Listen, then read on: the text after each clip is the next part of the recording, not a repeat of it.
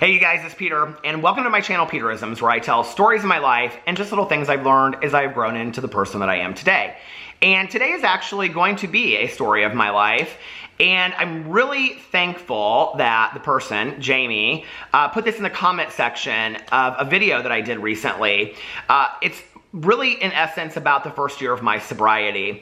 And if you watched a video that I posted a couple days ago, I was talking about how between now and the 17th of December, which is my sobriety birthday, it's kind of like a dark time for me to look back on, because that was a really desperate time of my life.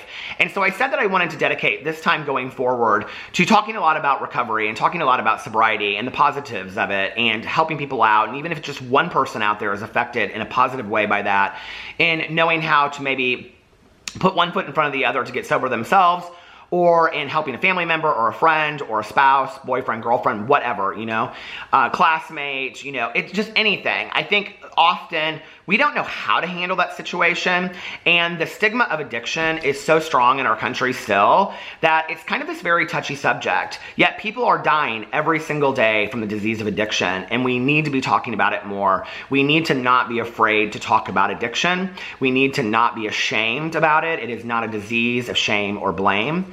And if you do not believe that it's a disease, I'm not going to fight it out with you, but it is a disease as defined by the American Medical Association.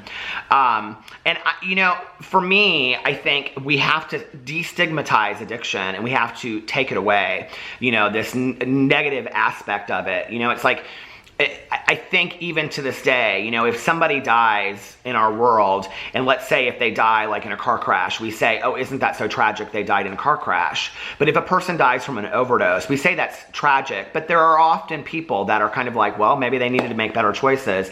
And we really need to look at that in a different way. And that stigma is keeping a lot of people using, and it's keeping a lot of people from not getting the help they need. One of the things that my mom really struggled with to get sober was that she was a school teacher. She worked in schools for much of her life. And she was always afraid that other parents, of the students would find out, or, people in her neighborhood. And she was very private and very anonymous about her sobriety. Later in life, she didn't feel so much that way.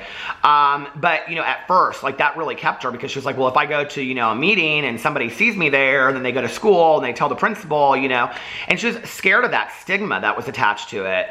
And I really, really believe, even to this day, that, it's 2018, almost 2019, and I think women as addicts and alcoholics even have more of a stigma than men do. And I see it all the time, right? That we kind of think, oh, it's sad that a woman drinks like that, or what, what I mean? We pass judgment.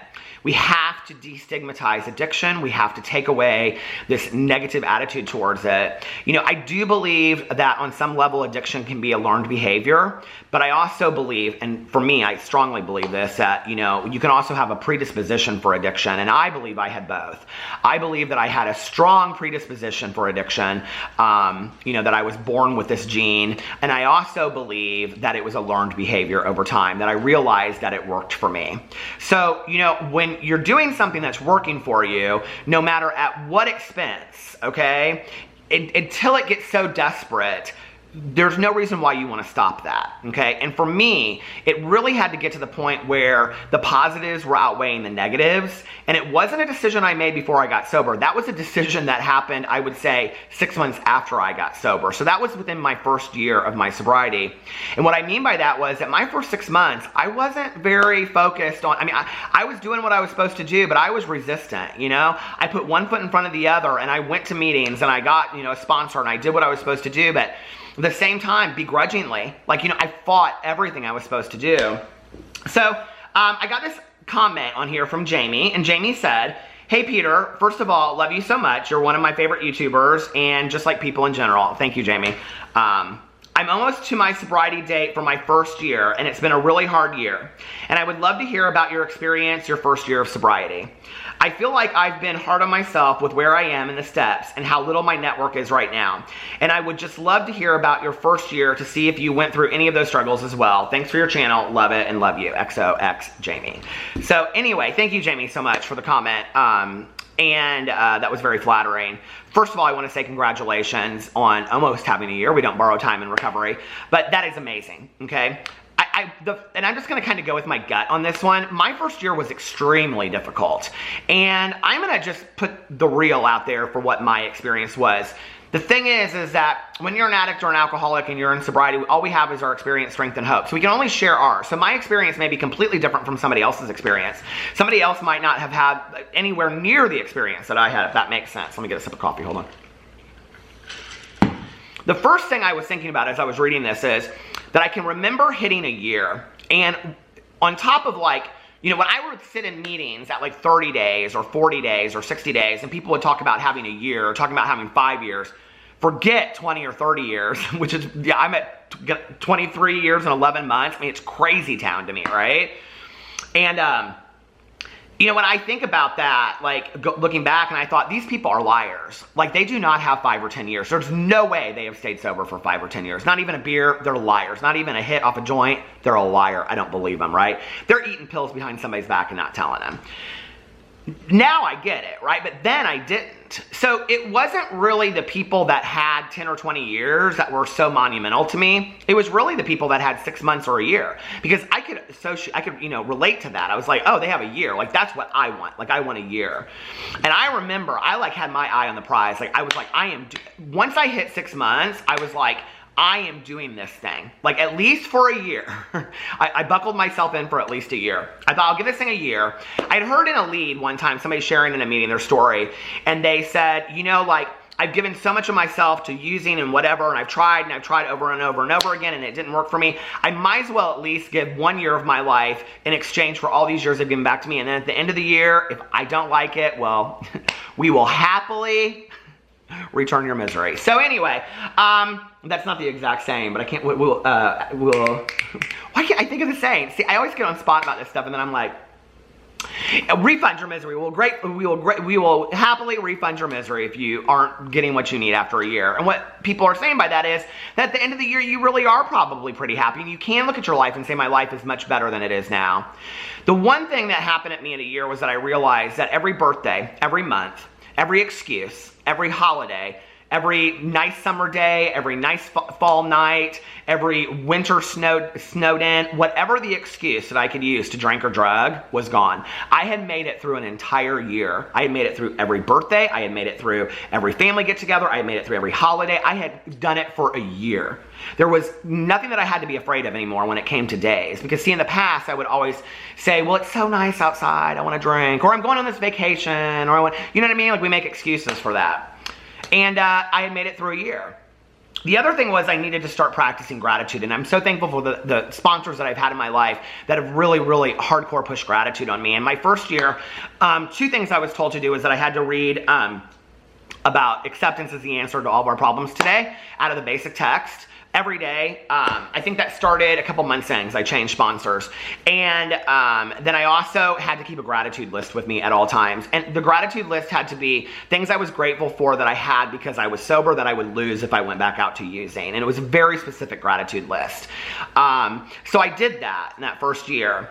I did pretty much everything wrong that you can do in your first year because I was so resistant. And you know, like, people ask about hitting your bottom. I'm not a believer you have to hit your bottom. I know for a fact my bottom is death. I know that my bottom is death from, you know, using.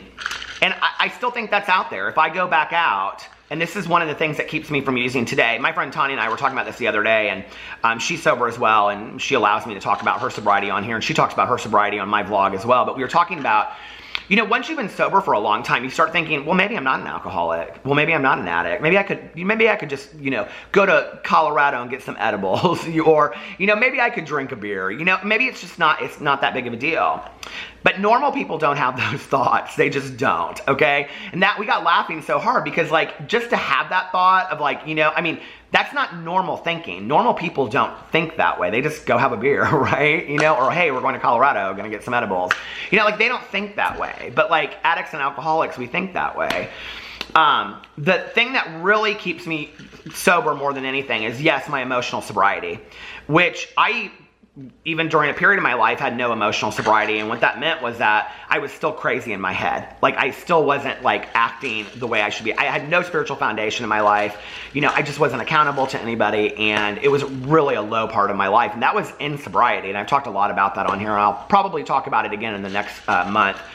But, you know, like, the main thing that keeps me from going back is that, number one, my bottom was I was afraid of being homeless. My dad and my mom had gotten together with the rest of my family and said that they were going to cut me off completely. I mean, completely done. Didn't want to see me, weren't going to help me, whatever. And I was a college kid at the time, okay? Like, I had no clue how to take care of myself. The only job I had really ever had was dealing drugs, and I wasn't even that good at that. So I was terrified of, this is so weird. I just feel like I'm sitting here talking to somebody. I just realized that. I was like, this doesn't feel like a Peterisms video. It feels like I'm just talking to you. But so that was really my bottom. That was the thing that once I got enough of a sober mind, and this is why I really believe in detoxing somebody, you know, and today it's really, really sad because back in the day we believed in these 30, 60, 90-day treatment programs. Well, they're extremely expensive, okay? Insurance companies don't cover that shit anymore. So unless you have a lot of money to pay out for that, you are really, realistically, if you're looking at a psychiatric hospital or you're looking at something for detoxing off of drugs and alcohol, you're looking max 3 to 5 days and then moved in, depending on how much of a detox you need. If you need a short detox, you're talking 2 to 3 days. They're using maintenance drugs for that now and stuff, so they can even do a lot of that in outpatient. So then, you know, they move you into an outpatient service or individual counseling or whatever and recommend 12-step meetings. And that's basically what treatment looks like today. Now, there are still a lot of really great treatment programs around that are low cost. And like, I know the Salvation Army has them mostly in almost every state. And they're pretty good programs, I think. I've known a lot of people that have gone through them. There's all kinds of programs around. There's halfway houses. There's anything that you want out there you can find. If you need something low cost, you can find it as well. There's always a waiting list, which is so horrible, but because there's so many beds, you know, that people want, so there can sometimes be 2 and 3 month waiting lists for these facilities because they're so low cost, and you know, it's sad. But those are sometimes also the best treatment programs. I know it sounds crazy, but they are, because that's where you see real people doing real work. And so anyway, I don't know. But, I mean, I think you can get anything out of any program that you go to. And that was kind of my attitude the last time that I went in. You know, the first week that I was in treatment, I didn't want to be there. And I was like, you couldn't tell me anything. Shut your mouth. I'm getting out of here. I was calling everybody in the world to come get me out. My dad had called everybody that was friends of mine and said, if you really care about my kid, don't take his calls. Nobody would take my calls. People hung up on me. It was horrible. The second week, I learned to shut my mouth. And after my first week, I think it was like 7 to 8 days, they moved me out of detox into like the rehab part of treatment. And and my dad had paid for most of my treatments. I mean, back then, I think they paid for like 2 days or 1 day or something like that. It wasn't any better back then. And I was in treatment for like 34, 35 days. So the second week, I learned to just shut my mouth. And just listen. The third week, I started participating with my counselor and all this kind of stuff. And I remember I have this fantastic counselor. She's still my friend today. And I was in treatment. I was there for cocaine and alcohol, right? She goes, well, how much pot did you smoke a day? And I said, I don't know, half ounce a day, half ounce. She goes, you did not smoke a half ounce of pot a day. I said, oh, yes, I did. It wasn't a joint unless it was as thick as my thumb. And she goes, well, we need to talk about your marijuana use. I said, oh, no, I'm not here for that, see? No, I'm not here for that. She goes, well, Princess, she said, you can leave group until you're ready to talk about it. I was like, Princess? Oh, that's nice. So I went into her office because I had gone into her office before the first session. And I said to her, hey, can I talk to you for a second? She's like, yeah. I said, you know, I'm gay. Kitchen secret. And I said, but I'm not here for all that. See, I said, so we don't need to talk about that in group. She goes, okay. She goes, you don't think people know that you might be gay? I said, oh, I don't know. But I said, we don't need to talk about that. So I'm in group the first time, okay? Now, back in the day, the way that treatment programs worked was that, like, if you worked in like some kind of manual labor in a factory or whatever, mental health, they're really good benefits, right? So a lot of insurance companies would pay for like a 30-day stint in a treatment program. If you've ever known anybody that works in a factory, okay, factories are rampant with all kinds of craziness. A lot of factories, I'm generalizing, but have drugs and alcohol. People are using all through work. There's prostitution. There's all kinds of crazy shit that goes on in factories, right? So I'm literally in this group, okay, with like 20 other guys, and they were so good to me that year. They were so kind to me. They just kind of took me in as their kids, you know? But they're just all like, they could give a shit, right? And this was kind of like a little bit of a vacation at the end of the year for them. And they were all in treatment. And so she came in that first day and she introduced me. And she said, this is Peter, and he's gay, but he doesn't want anybody to talk about it. So we're not going to talk about that because he doesn't think anybody knows. I was like, you bitch. So anyway, that was my experience going into treatment. And, you know, those guys were fantastic to me. They were absolutely unbelievably nice to me. And what I realized in that all was, I am no different than anybody else. We are all the same. We are all wired the same. We're all human. Okay, we might sometimes from time to time see each other differently, but most of the time, we're all the same. We're just human. And, you know, I remember at one point we were like in this big group. It was 2 groups together and it was like 30 of us. And I asked my counselor, I said, now what's the success rate? And she goes 1 in 30. And I remember I looked around that room and I thought to myself, I'm going to be that one. I'm going to be that one. And there's only one other person from that group today that I know that's sober. God love him, and he's in a different program. I don't know where those people are. I don't know if they're still alive. I don't know if they succumb to the disease of addiction. I don't know. And you can see how moved I am by this because you see there are people that are dying every day. And we're just letting them die. So anyway, the last week in treatment, I got very, very scared, and I didn't want to get out. And my counselor said to me, she goes, okay, well, what are you scared about? I'm like, I'm scared I'm not going to be able to do this. Like, I don't know that I really want to do it. I was very, very honest about my feelings and emotions. God, look how red my eyes got.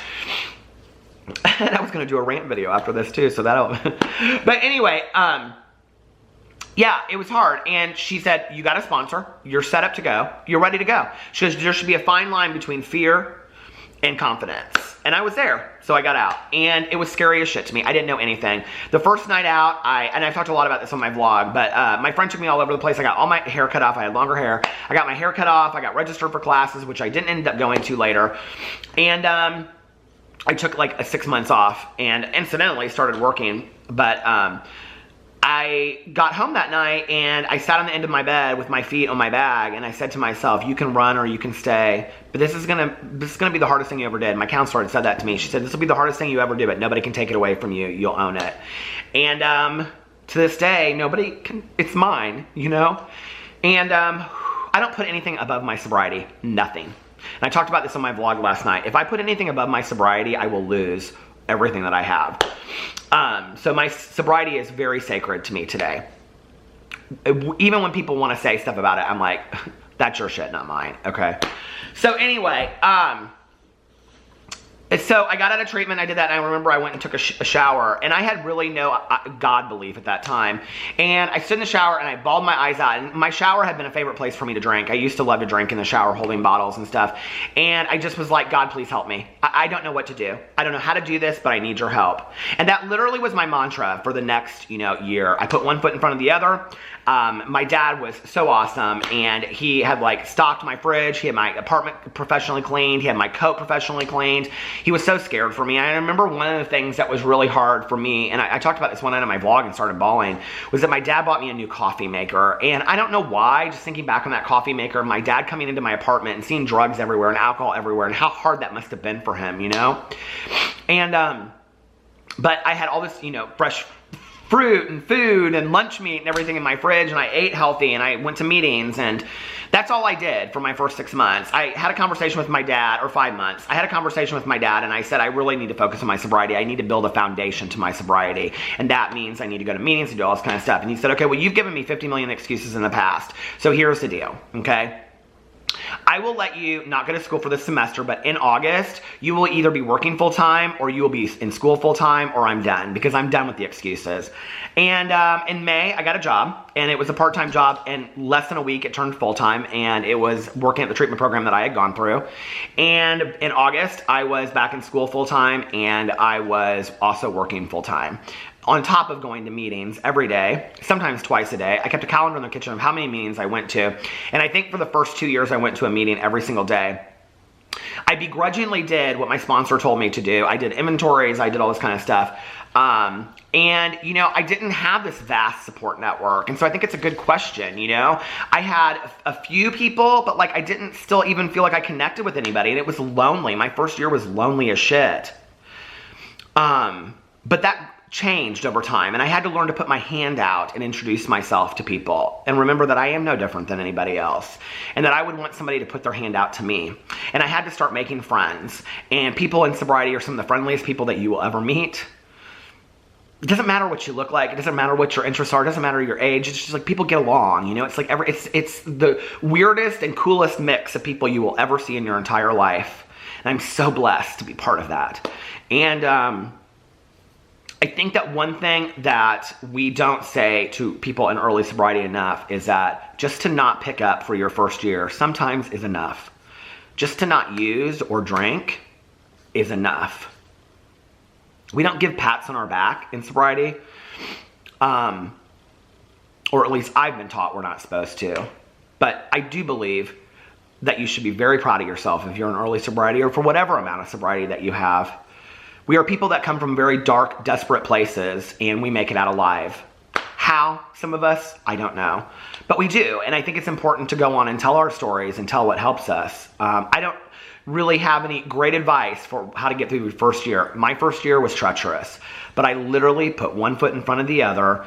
I talked to people, I asked for help, I put my head on the pillow at night, and I got up in the morning and I just did it all over again until it just became natural to me, until things started to change and I got a job and I made friends, and it happened. It took some time, you know? But in that first year, as long as I didn't pick up, I still had a chance, and I had to remember that. For Thanksgiving this year, I want to say, because I talked about this earlier, that the number one thing that I am always grateful for is my sobriety today. Like I said, if I didn't have my sobriety, I wouldn't have anything else in my life. I wouldn't have my husband, thus I wouldn't have my dogs, I wouldn't have my home, I wouldn't have anything. I wouldn't be making videos on YouTube, you know, which is one of my greatest passions of life. If I didn't have my sobriety, I wouldn't have anything. And thus, I am so, so, so grateful for my sobriety. I love you guys. I hope you have a wonderful Thanksgiving, and I'll see you later. Bye.